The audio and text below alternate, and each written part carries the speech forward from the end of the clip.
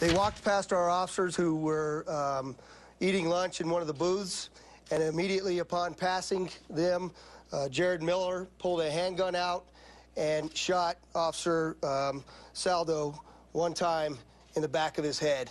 Officer Saldo immediately succumbed to his injuries, and there was no further movement from him in the booth. At that time, Officer Beck immediately began to react when he was confronted with lethal gunfire from Jared Miller, and he was shot once in the throat area. What happened after that, very quickly, was that Amanda Miller then removes a handgun from her purse, and both Jared and Amanda Miller fire multiple shots into Officer Beck. This entire incident at the CC's is captured on videotape. We're still conducting forensic review of that video. Immediately upon the shooting finishing, the suspects pulled the officers out of the booth and onto the ground, where they placed a Gadsden flag, which is a "Don't Tread on Me" yellow flag, on the body of Officer Beck. They also threw a swastika on top of his body. At that point, Mr. Jared Miller then pinned a note to Officer Saldo that basically stated that this is the beginning of the revolution. They made the same types of comments inside of the restaurant, where numerous restaurant patrons heard that commentary. They then walked out of the restaurant, gathered their backpacks, and proceeded in a southbound direction. They then crossed Nellis Boulevard over to the Walmart and entered into the front door of the Walmart store. Immediately upon entering the store, Jared Miller walked in through the front doors and fired off one round and told the people to get out, and that this is a revolution and that the police were on the way. This was not a revolution, but the police were on their way. Multiple police officers responded to that Walmart where the couple apparently barricaded themselves inside the store. They apparently did not shoot at or kill anyone else inside that store after the first victim who they shot inside Walmart. And although police officers reportedly did shoot at them inside the store, the couple apparently died together in a murder-suicide rather than be shot by police or taken into custody. The female in the couple is reportedly 22 years old. She's the one who appears to have been very focused on the political goal of killing police officers.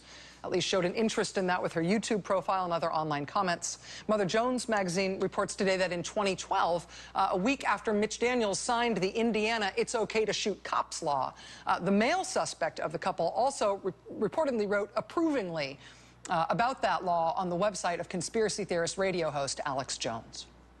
Mostly the record of his online existence, though, is just very focused on the Second Amendment. This is him posting something that says police will never attack armed people the way they will attack unarmed people. Posted multiple videos of himself on YouTube talking about the Second Amendment, lamenting online that because he was a person with felony convictions, he could not legally own guns. At one point, he posted on Facebook that he wanted help acquiring a rifle. As a felon, he couldn't pass a background check, but obviously that's no problem. You can just buy it in a private sale or at a gun show and avoid the background check, because we never closed that loophole as a nation, even though the Senate for a hot second tried. Now, whether or not this was meant as a serious request for help in obtaining a rifle, or whether, as he said later on, he was just kidding around, police today said that they recovered from the crime scenes in Las Vegas no rifle. The only long gun they say they recovered was a shotgun. They say they also recovered 4 handguns inside the Walmart. Police seem to believe that 2 of the handguns were used by the couple from the outset of the shooting spree, including at the pizza place, and that the other 2 handguns that they had may be guns that they took from the police officers who they killed at the first venue. In addition to the Indiana "It's Okay to Shoot Cops" law and Second Amendment issues broadly, the male suspect from the couple, and this has received a lot of attention today, he also has an extensive online trail related to the Bundy Ranch and the standoff between the sovereign citizen Nevada rancher who doesn't believe in the power of any governmental authority higher than the county sheriff, and who therefore refused to pay grazing fees for grazing his livestock on federal land. The conflict between him and federal law enforcement officials, when the Fox News Channel and other conservative media outlets whipped that conflict between the rancher and the federal government into a national frenzy on the far right this spring in April. The male suspect from yesterday's shootings in Las Vegas appears to have posted on his Facebook page about his support for the Bundy Ranch fight. He said, "This is the next Waco. The ranch is under siege right now. We must do something. I will be doing something." On his YouTube page, the suspect from yesterday's shooting appears also to be the one asking questions, actually conducting sort of pseudo interviews with Bundy family members and supporters at the militia standoff ranch site in Bunkerville. You won't see him on camera here. He appears to be the person behind the camera doing the interviewing. Okay, Margaret, well, thank you for your testimony. Okay. I appreciate it. Thank you. And it's awesome that you're out here doing this. Okay, well, Clive is my brother. This is family. This is where I was raised. This is where I've seen the cattle on the river. It's how it's supposed to be. And it's and not even turtle, cowboy. I mean, cowboy, turtle, cow. It is our freedom. They're taking it away inch by inch, and we need to stand up. It doesn't matter what their excuse is. Exactly. They're taking our freedoms. I mean, that's right.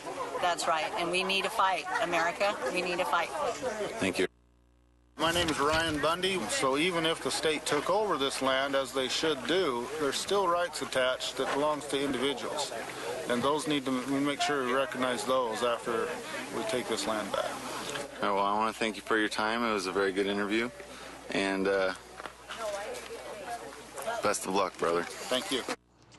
In addition to apparently conducting those interviews himself at the Bundy Ranch standoff, you can tell there he's holding his own camera because when they have the handshake, the camera shakes, right? In addition to what appears to be the suspect from this weekend conducting those interviews, again, he's the suspect in this weekend's murder of 2 police officers and 1 other person in Las Vegas. That suspect himself was also briefly interviewed during the standoff by a local Reno TV station called KRNV. I feel sorry for any federal agents that want to come in here and try to push us around or anything like that. I really don't want violence toward them, but if they're going to come bring violence to us, well, if that's the language they want to speak, we'll learn it. Again, that's from KRNV. In Reno during the Bundy standoff. I should tell you, although the young man here is wearing 2 different kinds of camouflage, does not seem to be any evidence that he ever served in any military capacity other than what appears to be sort of a fantasy in his own mind. This is reportedly the suspect from this weekend's shooting of 2 police officers and 1 other person in Las Vegas. The T-shirt that he's wearing under his camo jacket here, that's a campaign T-shirt, actually, for a Clark County Sheriff candidate named Gordon Martinez. Local candidate for sheriff also claims to be a lifetime member of the Oath Keepers. Remember that word from some of our previous reporting. That's one of the militia-style groups that did set up camp at the Bundy Ranch during their fight with federal law enforcement. But they've been around for a while on the far-right fringe of conservative politics. The Oath Keepers and also the Constitutional Peace Officers Association, which is headed up by Richard Mack, frequent Fox News guest, also seen here in this Facebook photo, reportedly standing there with the suspect from this weekend's shootings. The Oath Keepers and the Richard Mack Sheriff's Group, like sovereign citizens groups more broadly, and like the ideology driving the Bundy Ranch standoff, they specifically do not believe in the existence or the authority of the federal government. Basically, they don't believe there's any law enforcement authority higher than a county sheriff.